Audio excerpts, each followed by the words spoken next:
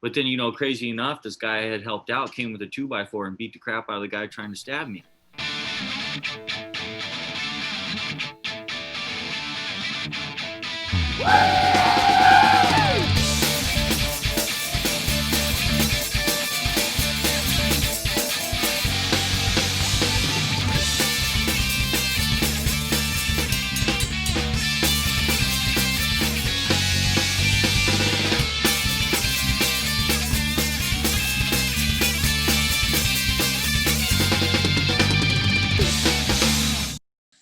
We opened the Fifth Avenue location in about 2001. So across the street from the living room, when the MLK building was still Section 8 housing, one day there was 25 crack busts in one day on that bench over there. The spaces were relatively cheap because they were really run down at that point. We'd kind of been praying about how to have an impact on this sort of urban environment. And felt like we could represent the peace and love of God very naturally within that subcultures, from homeless people to gutter punks to skaters to hardcore kids. Pray for anybody who's hurting or wants prayer, or who's drunk enough to take you up on the offer. We were just trying to figure out how we can just allow like whatever scene downtown, like they could come in there and be comfortable. So we would be in church the next day and we'd tell the stories.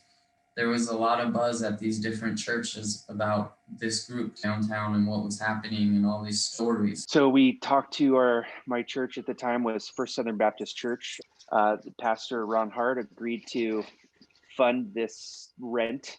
Got down on his knees in that dirty storefront on the concrete and prayed with us and then gave us a check. And then we were like, oh, wow, we have to like figure out what we're going to do with this storefront. We just kind of cleaned it up and did some work to it and tried to make a space out of it. We had this space to provide peace and respite downtown.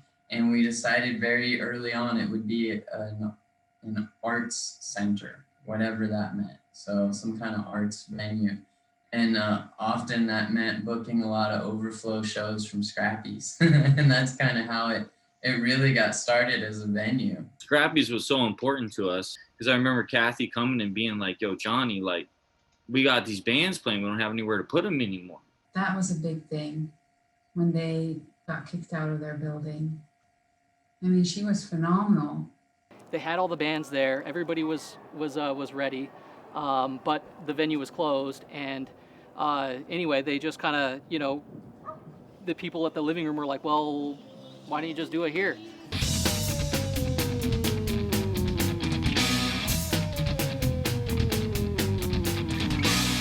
My first impression of the living room was from Scrappy's, and it was the weird side venue next door that I just knew a bunch of Christian stuff happened.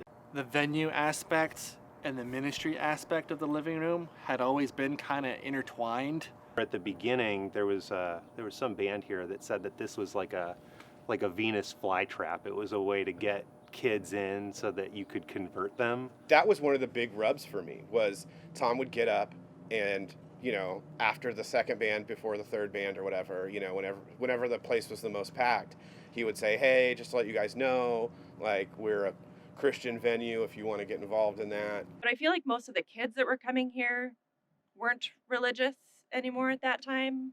I still wanted to just have everybody play, A lot of the bands would have the understanding that that stuff was going to happen. And a lot of the bands that came from out of town did not have that understanding, and it was not cool with them. A band came through, his kid, I think he clearly had never been to Living Room before, had booked a show with a touring band, and in the middle of the touring band set, the singer pulls out a Bible that he grabbed off the shelf, and he tears it into pieces. Tom and I were both envisioning, I think, something more about just community development as a whole rather than, evangelism. Being true to our mission of community development was, kind of breaking that evangelical tie so that we can have a broader mission, I guess, like so that the people that are helping pay our bills aren't expecting us to fulfill a certain goal. And they were trying hard to make us more established and becoming a church than anything else. And we're like, no,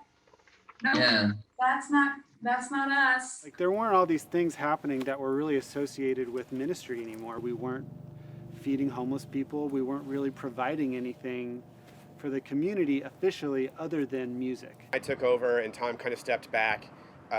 Then we really leaned into being a venue and an art space, you know, making sure that young people in town had a place to hang their art, had a place for their bands to play. We really leaned into that for about 4 years. The real kind of stars of the operation here were a handful of bookers and show promoters that we were working with, and they were mostly just kids. Sam Abate was obviously a big one, bringing all the hardcore shows in here, for better or worse. Just kidding, Sam.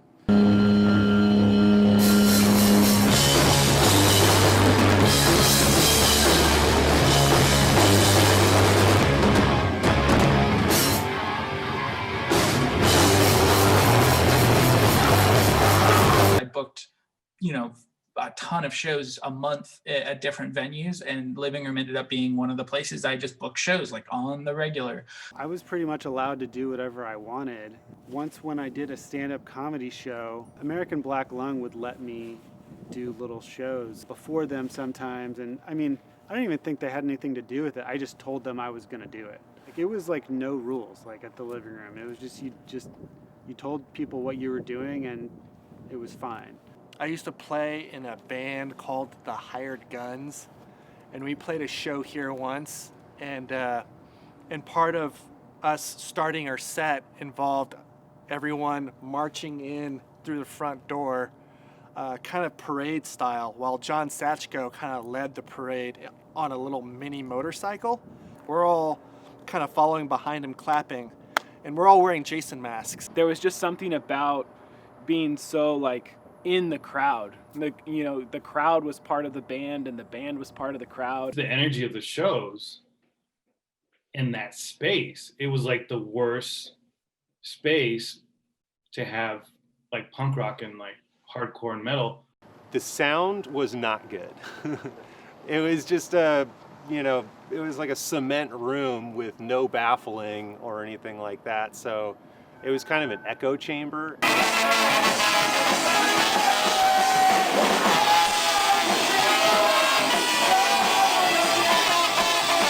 If I had a brand new band who wanted to play our first show, we ended up playing there because we were able to just get a show there, no problem, like no questions asked sort of thing. Drew Danbury played one of the most memorable shows in my mind anyway, because he made it like a camp sing-along and we all joined in. It was the most fun show. For me, it was the people, just the characters downtown. There's so many stories of people from all walks of life. ABL, we're all headed to band practice, right? This crazy guy with a mohawk on crutches is kind of following us. And then you just get to talk to him. He's kind of crazy. And we're like, okay. So he goes to band practice with us. Believe it or not, he comes to Pennington. He goes to band practice. He sits through the whole thing. I don't even know why we would have Ed Cherry there, And so then he follows us back. And he finds out about the Living Room. And he finds out about the house church. And he's just always part of our lives from there on out. And I got love. Yeah. Of all things, I got love and more of it. Ed Cherry was like the Living Room fairy. It was just when the doors were open to the living room, he was just floating around. He'd be jumping on stage, crowd surfing. Ed Cherry was a friend. Show up at the Living Room, would come in and dance. He didn't have any money, so I'd have to just let him in for free, and he would sweep the floor for us. The hardest night I ever had to work here was a Weekend Nacho show. And those are good dudes, but the music they play is aggressive, and it makes people aggressive, and everybody was having a good time, and it got out of hand, and somebody got hit and got hurt real bad.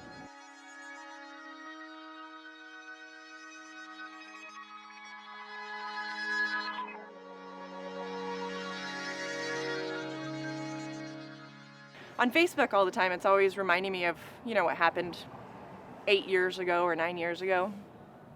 And they're all like me begging for money. we'd have to go over to Brooklyn Pizza and pay Tony, and a lot of times it was just like loose change and or rolled quarters. We would actually roll it up, but like loose cash and rolls of change.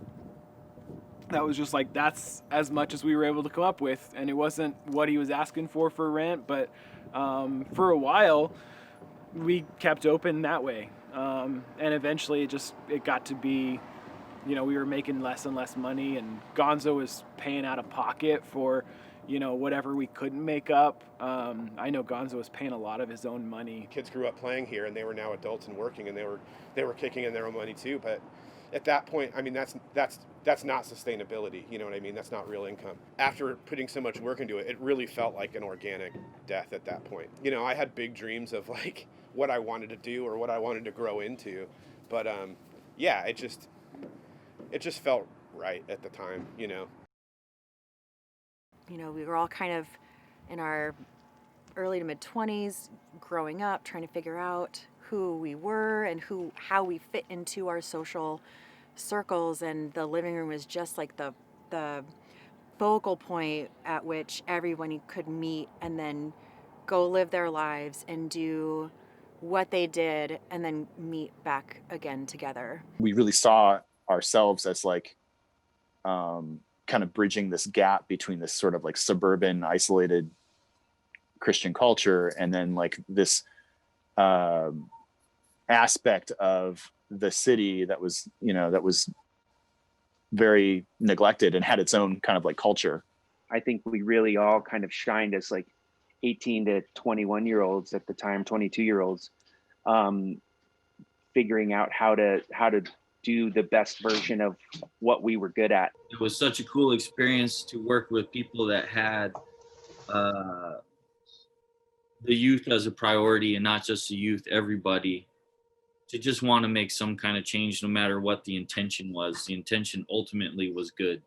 I think the living room really profoundly impacted people through its various phases, just as it was, doing what it did. There was the population who lived downtown who was being served, but I think it was also very transformative to peoples who came from all over Tucson to come down and like serve or observe or watch their friends' band play. The living room has had a huge impact on my life because I think of so many friends that I'm like close with that are like either I got closer with through the living room or met because of the living room. It was just a place to come hang out, get a slice of pizza, watch weird stuff happen all around us. How many hours we wasted sitting here on these bricks, man, it's just insane. I had a lot of memories of just sitting on this wall here, just smoking Lucky Strikes,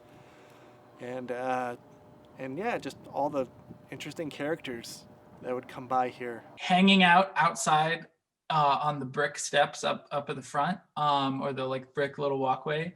And then that was like a big part of my living room memories, was just like the hanging out outside talking with everybody, because it was such like a funnel to get in there. So everybody, you ended up gathering right there. And I think that's a really important memory from the living room, that like you ended up talking to everybody because everybody was just kind of right there. So many of the kids that I'd seen years later now all grown up, and having families of their own.